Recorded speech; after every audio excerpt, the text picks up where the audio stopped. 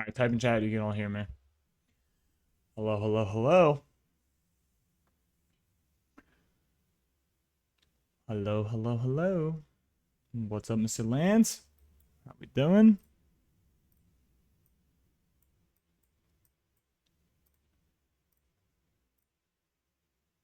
You can all hear me, right?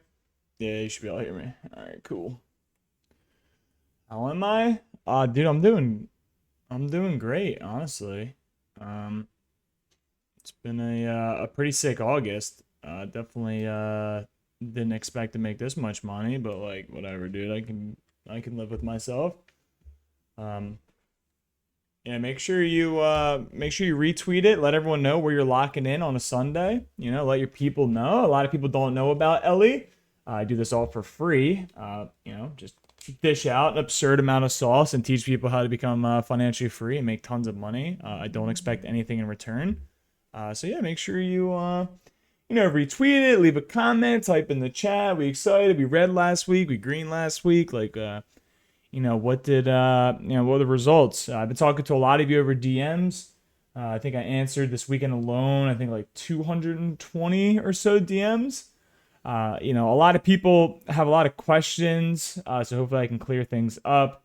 But at the end of the day, you are the holy grail. I see a lot of people that DM me, like they kind of just want like everything handed to them on a silver platter. And unfortunately, in the stock market, like it doesn't really work that way.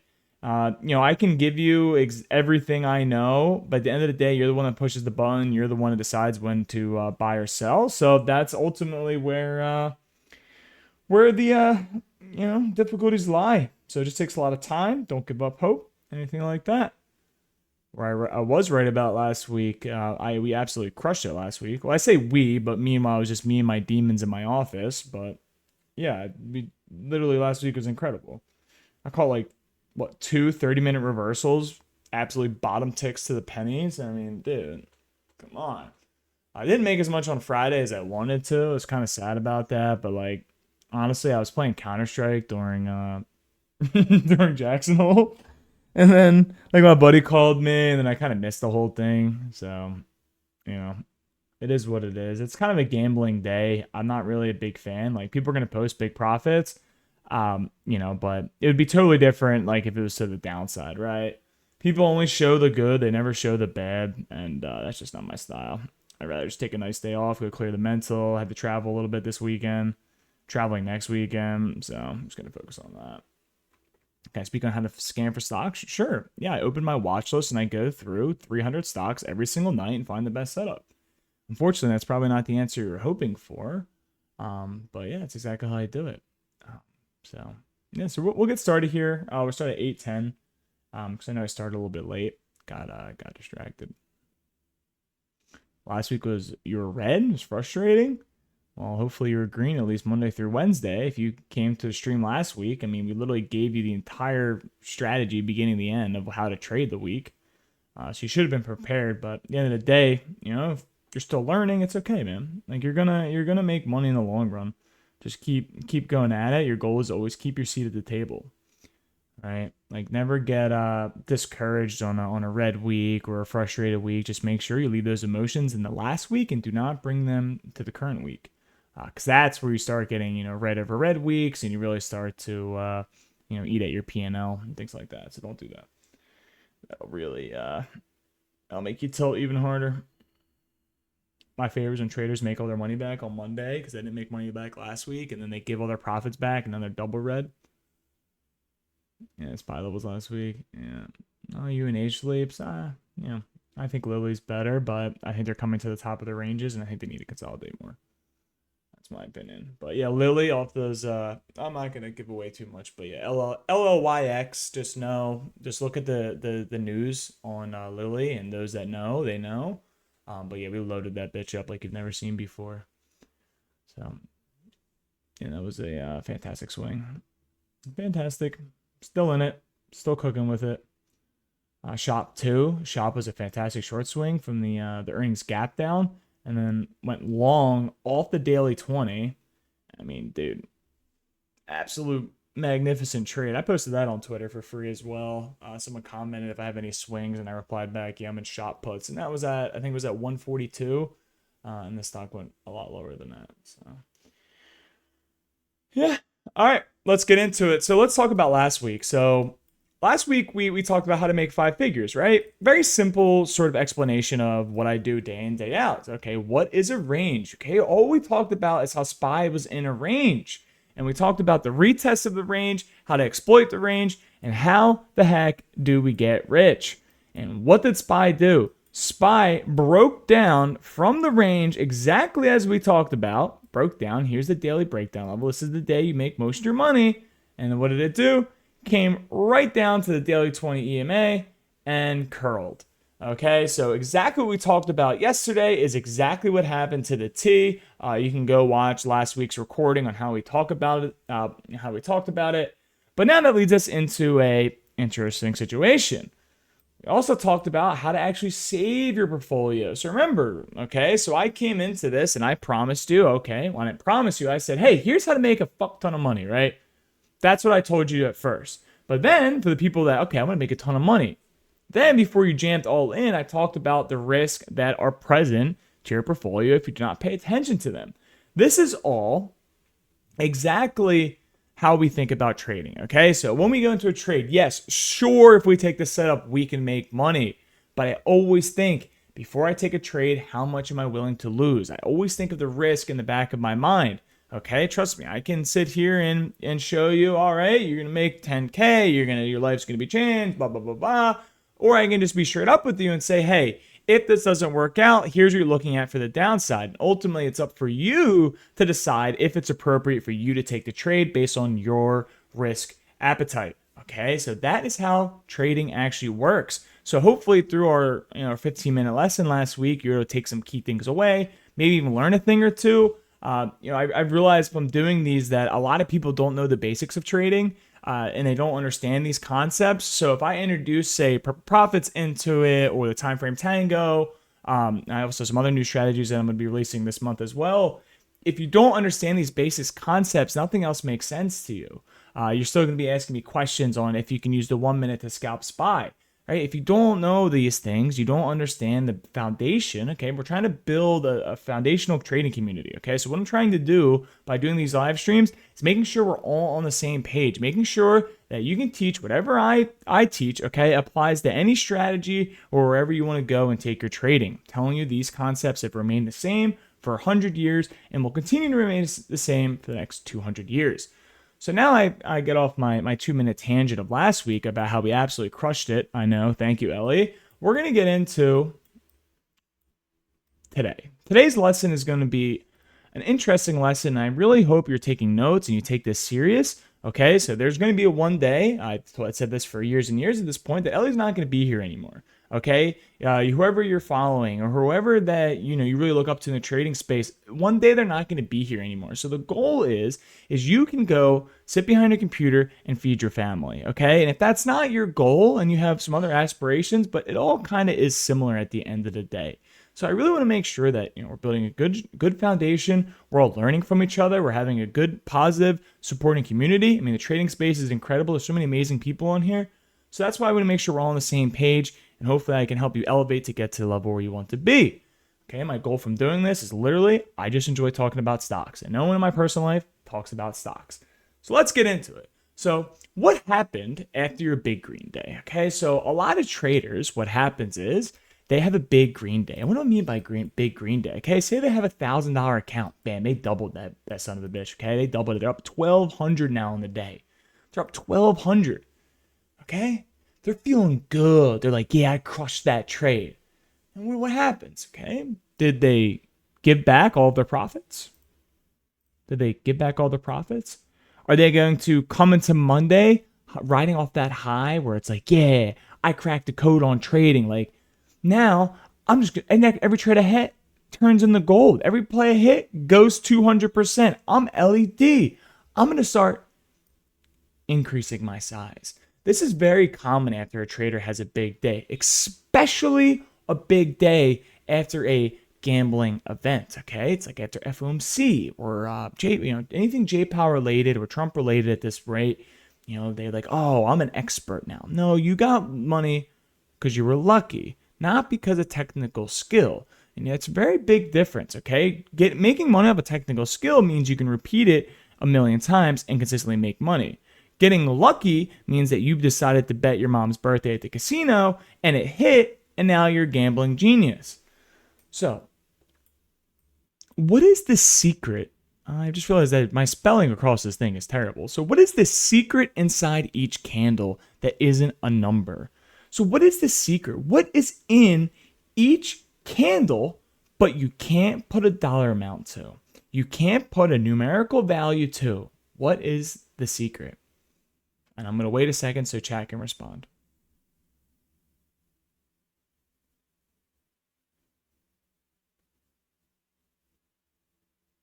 What is the secret?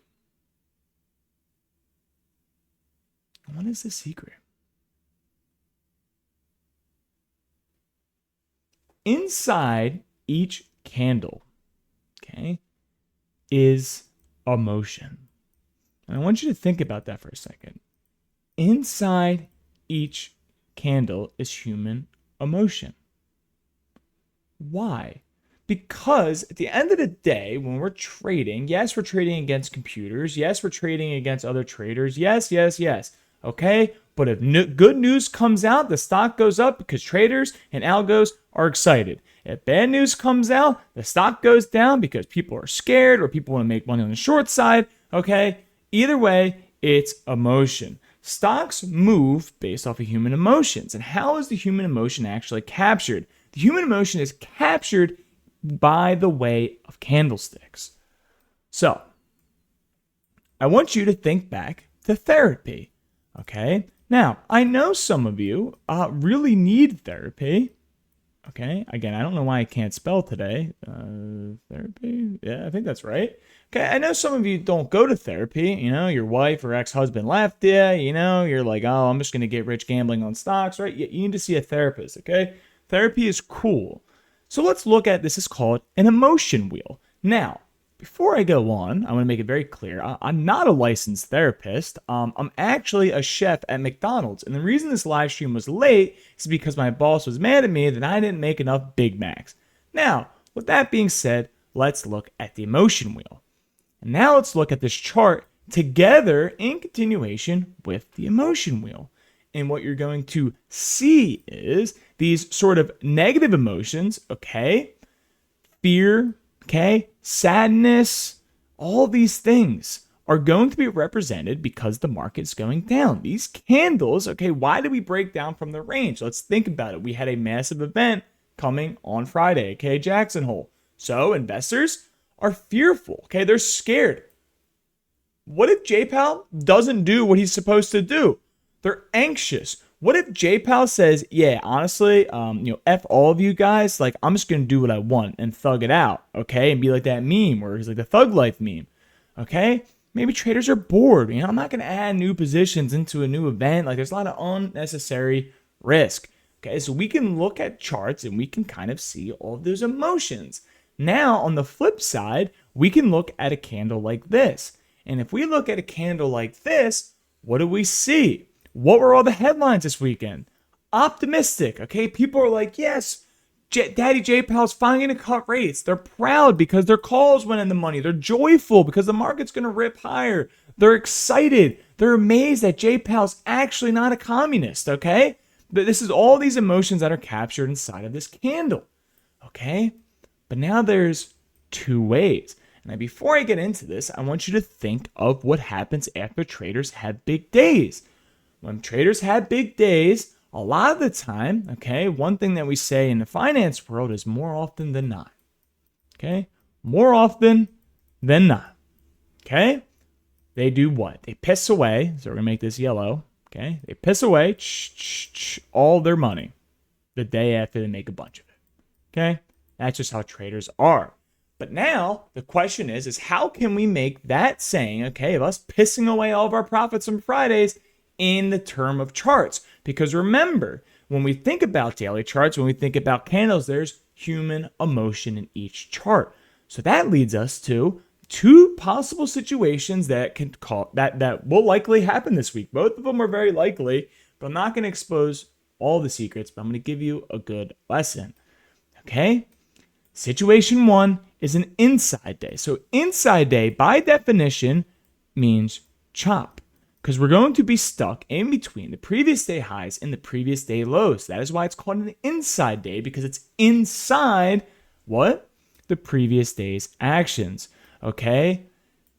And then we would have something called a day two continuation. Okay? So in day two continuation, I've tweeted about this hundreds of times at this rate, is when there's a ton of excitement in the stock market, you normally get a day two push. Okay? But now, this high of this candle on the daily chart on SPY, the high of this candle, we're going to call this the J-hole high. Okay? Not to be confused with K-holes. Okay? LOL. Hopefully someone laughed at that. Okay? This is going to be called the Jackson hole high. Okay? This is the data pivot high. This is going to play a huge factor. Okay? If we break above that high, we're going to go higher. But interestingly enough, if you see where we rejected on Friday is exactly at the top of the range we previously discussed last stream. Okay, all this ties together. So now, what is the key here? Okay, so the key. So I'm going to focus on one of these at a time so your notes are nice and organized. Okay, the key is if we form an inside day, okay, you have to sit on your hands. You got to chill with the 0 days. Okay, you want to make sure that you're not trading 0 days in this, because think about it. On Friday, the 0 days went yeet. Okay. Now today, okay, we're on Monday. If it's inside day, they're going to pull back and the range on them is going to start to consolidate and the range is starting to get tighter and tighter. So you just want to be careful of that. You do not want to front run that high. I'm telling you now, you're going to have a bad time, because if you actually look at the 10-minute intraday on Friday, okay, it's going to look like this, okay? And then it comes down, and then it comes back up, okay? Right at that high that we have marked in this green line over here, you're going to see a bunch of wicks looking like that. It's going to look fuzzy up there. And there's a reason it looks fuzzy. It's because it's the top of the daily range. If you looked at any of my short plays on Friday that I posted, you'll see why was my entry? It's because of the top of the range. We didn't have enough velocity to break it, okay? Now, going back to the key is think about after Thanksgiving, okay? The market feasted on Friday. The market made an outlandish move. People made a lot of money, but now we need to digest the move, okay? So stocks are either running or resting, okay? Monday, everyone's hungover, you know, all the bulls, they got their yachts this weekend, their new Lambos, their Rollies, etc., whatever they're doing, okay? They're partying, they're having a blast, okay? And good for them, they should, because they were right. And the Bears are still stupid. Screw the Bears. Okay? They're not going to be stupid for much longer, but you get the idea. Okay, so we need to wait for the market to digest and understand. Okay, the market needs to figure out its emotions. Okay, it needs to understand, okay, it went through a complicated breakup. I mean, it thought J-Powell was going to do X, Y, Z. Now J-Powell's doing this, right? The market needs to kind of digest that and go through the motions. Similar to when your ex-wife leaves you, you need to go through it as well. So this is like the sad move. Like if this happens on Monday, like I'm going to be bummed out, but like I kind of expect it. However, okay, if we have a outside day or a day two continuation, what does a day two continuation mean? It just means we keep going up for day two. Very simple. Okay, so that's where the term day two comes. Okay, so this is candle one for those at home who can't count. This is candle one and this is candle two. Okay, that's why it's called day two continuation. I know, rocket science here. Trading is really hard. Make sure you spend all night studying. Okay, so here's the key. And this is what you're going to put into your playbook for tomorrow. Okay, so both of these things right here, you're going to put into your playbook. Remember, I'm not going to be here to guide you, but this is what I'm going to be doing. The key is if the market opens flat, okay, flat. What does flat mean? That means it opens maybe like up 0.5% or like 0.05% or maybe down like 0.03%. Kind of flat, meaning it didn't really do much overnight. What we're going to wait for is we're going to wait for that previous day high to break. We're going to look for that day two continuation. What is that going to look like? Very simply, here's your previous day high. We break it. That's how complicated trading is. Again, make sure, literally we're just going to wait for it to break the previous day high. Okay, now there's different scenarios that can happen. We could also gap up overnight. Okay, we could gap up, meaning if we gap up, which would be like a 1% open, we have to wait for the pre-market highs to break. Now, so let's draw it out. There's two scenarios because I want to make sure you all follow along. We all explain this. Okay, so here is going to be your after-hour session. If you do not know what the pre-market session is, please go watch one of my YouTube videos where I explain how to get that. Okay, that's all the action that happens before 9:30 a.m. Eastern market time. Everything I talk about is in market time because I trade the market. So if this is a pre-market high over here, maybe say it dips and does this, blah, blah, blah. Okay, here's our pre-market high. We need to break this to go higher. I don't care if the previous day high is right here and we're above it. Okay, I need to see that low volume high get broken in order for it to get continuation, or else the chop risk is high. If we do not break the pre-market high, we are likely going to do a retest day, which means aka slow baby triple chop down to the previous day high, and then we'll see if we get like a failed breakdown. Okay, and it's exactly what I talked about here. If pre-market high, I should have wrote doesn't, not don't, but whatever, I typed this in like 10 minutes, does not clear by 10 to 10:30, there is a extremely high risk of a gap fill or chop. Okay, so be aware of that, be aware of that, be aware of that. Now, okay, this is the last thing I'm going to leave you with before I go and play video games.